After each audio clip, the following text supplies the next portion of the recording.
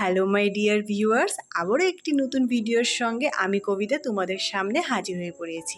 জানো তো বন্ধুরা, যেমন সকালে আমার এক কাপ চা ছাড়া দিন শুরু হয় না, ঠিক কিন্তু তেমন বিকেল 5টা বাজে এখন, আর আমি চা করে জানলার ধারে বসে সুন্দর ওয়েদারটা দেখছিলাম। আজকে ওয়েদারটা এত সুন্দর, কি বলবো। এমনি তো সারাদিন মানে বৃষ্টি বৃষ্টি, মানে কদিন ধরে লাগাতার বৃষ্টি বৃষ্টি। আমাদের যে রাস্তাঘাটের অবস্থা কি তোমরা তো জানো, তোমাদের সাথে আমি ভিডিওতে শেয়ার করেছি। এখন তো শ্রাবণ মাস, রোদের দেখা মানে পাওয়া খুবই মুশকিল, বাট আজকে অনেক দিন পর সারা দিন মানে এত সুন্দর ওয়েদার ছিল, মানে রোদ উঠেছিল আর বিকেলবেলা এত সুন্দর হাওয়া দিচ্ছিল, খুবই ভালো লাগছিল, একদম পরিষ্কার আকাশ।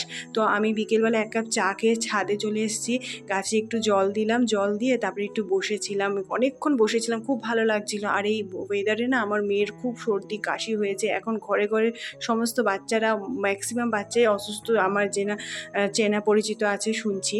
তো দেখো আজকের ওয়েদার এতটাই ভালো ছিল, আর আমার হাজব্যান্ডও ফুচকা নিয়ে এসছে। এখন আসলে কি বলতো, বৃষ্টির জন্য চারিদিকে এত জল, বাইরে গিয়ে যে খাবো তারও তো পসিবল না, সেই জন্য বাড়িতেই এনেছে।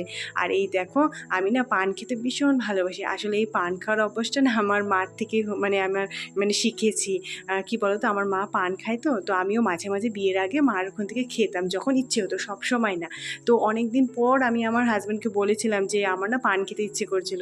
তো ও আজকে কি মনে হয়েছিল, ও নিজেই এনেছে, আমি কিছু বলিনি। তো ফুচকাও এনেছে সন্ধেবেলায়, টিফিনে ফুচকা, আর দেখলাম যে সঙ্গে করে একটা পানও এনেছে। আর জানো তো ওয়েদারের জন্য মানে আমার মেয়েরও মানে খুব সর্দি কাশি হয়েছে। আমরা আজকে ডাক্তারের কাছেও গেছিলাম মেয়েকে নিয়ে, আর তার জন্য আমি কিন্তু মাঝখানে একটা দিন ভিডিও দিতে পারিনি।